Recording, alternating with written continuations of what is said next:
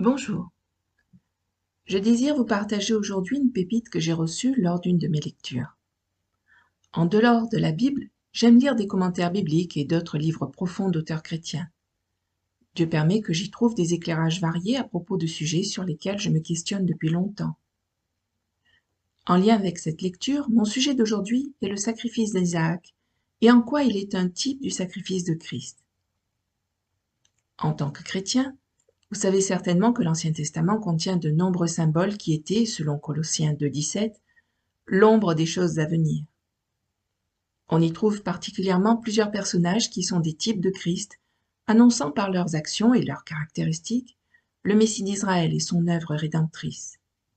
Et que ce soit dans une prédication ou par un commentaire biblique, vous avez eu connaissance qu'Isaac, dans l'épisode de son sacrifice, fait partie de ces types. Soit, mais il semble que dans ce sacrifice d'Isaac, deux sortes de sacrifices soient évoqués, le sacrifice sanglant et l'Holocauste. Le sacrifice d'Isaac typifie ainsi celui de Christ de deux manières. Voyons lesquelles.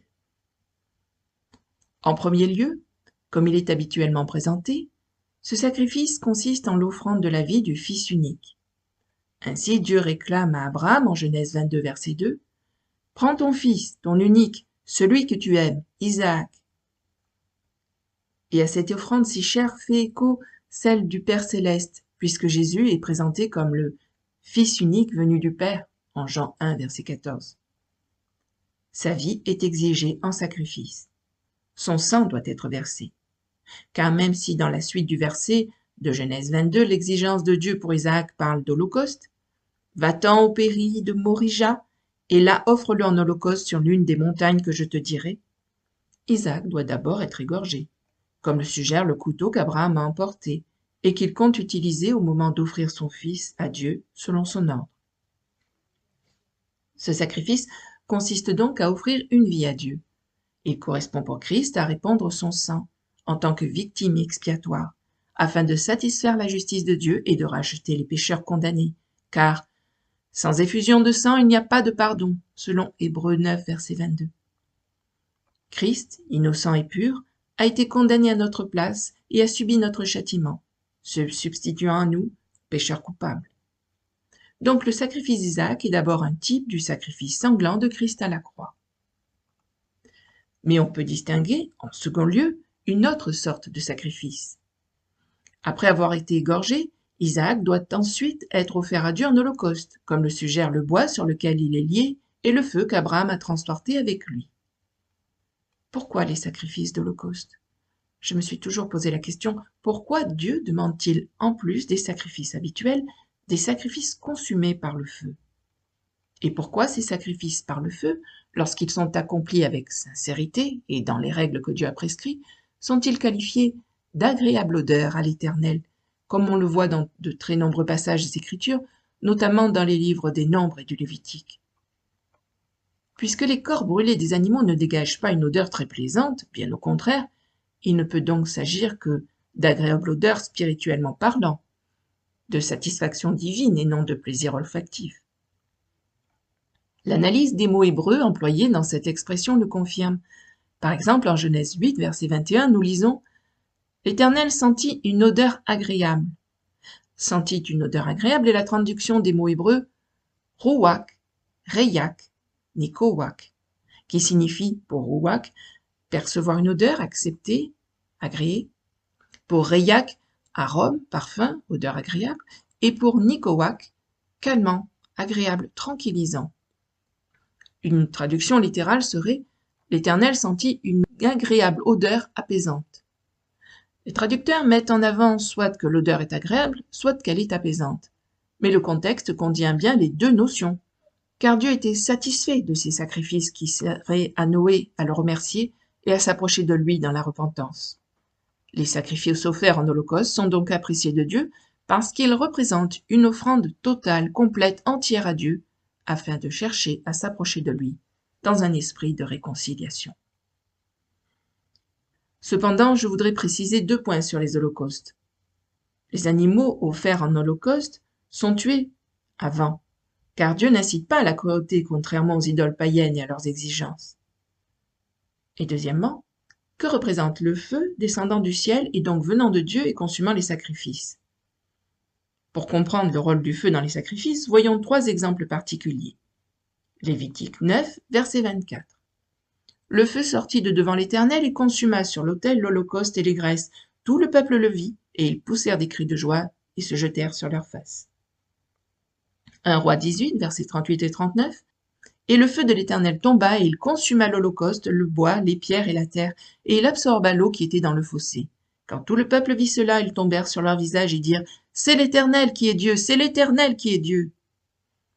2 Chroniques 7, verset 1. Lorsque Salomon eut achevé de prier, le feu descendit du ciel et consuma l'holocauste et les sacrifices, et la gloire de l'Éternel remplit la maison. Dans ces passages, le feu de Dieu descend du ciel, montrant ainsi que Dieu agrée le sacrifice. J'aimerais vous lire un commentaire pertinent à ce sujet, emprunté au livre de C.A. Coates, une esquisse du livre de la Genèse, des pages 213 à 216. C'est l'étude du chapitre 22 de la Genèse. Et il prit dans sa main le feu, verset 6. Le feu indique ce que Dieu est. Notre Dieu est un feu dévorant. Hébreux 12, verset 29, Deutéronome 4, verset 24. Ce qui sonde et éprouve tout ce qui est présenté devant lui. Une allusion y est faite dans ce passage. La lame de l'épée qui tournait çà et là, qui après la chute gardait le chemin de l'arbre de vie, Genèse 3, verset 24, où Noé offrit des holocaustes sur l'autel. Il est béni de voir qu'il est introduit sous ce rapport pour la première fois, car cela indique que celui qui viendrait pourrait être soumis à l'épreuve divine la plus profonde, sans que rien ne soit trouvé, si ce n'est la perfection, ni que rien ne s'en émane, sauf l'odeur agréable pour Dieu. C'est sous ce rapport que le feu est présenté dans le chapitre que nous étudions maintenant. Lorsque le péché est devant Dieu, pour y être jugé selon la sainteté de sa nature, le feu est nécessairement une figure de la colère. Il en fut ainsi lorsqu'il fit pleuvoir des cieux du feu pour détruire les villes coupables de la plaine. Genèse 19, verset 24. Il a ce même caractère relativement au sacrifice, afin d'assurer à l'homme pécheur et coupable la bénédiction en toute justice, dans le fait typique que les corps des animaux, dont le sang était porté pour le péché dans le sanctuaire, étaient brûlés hors du camp. Christ, le Saint de Dieu qui n'a pas connu le péché, fut fait péché pour nous. Dans son sacrifice, il fut fait ce que nous étions effectivement et personnellement, et dans le lieu même du péché. Il fut abandonné de Dieu et dut boire la coupe de la colère de Dieu. Il vint là en grâce, et le feu, tout ce que Dieu est en sainteté contre le péché, exerça son action sur lui d'une manière que nous ne connaîtrons jamais complètement. Nous ne pouvons qu'adorer en contemplant un tel tableau. Il subit la colère et il l'épuisa pour tous ceux qui croient en son nom.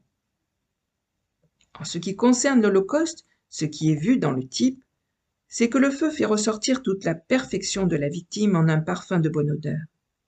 Éprouvé et sondé de la manière la plus intense, dans le lieu même du péché et de la mort, abandonné de Dieu, buvant la coupe, souffrant tout ce qui était dû au péché, selon le juste jugement et la sainteté de Dieu, il ne fut trouvé en lui que la perfection absolue, perfection qui, sous l'action du feu, montait vers Dieu en un parfum d'agréable odeur.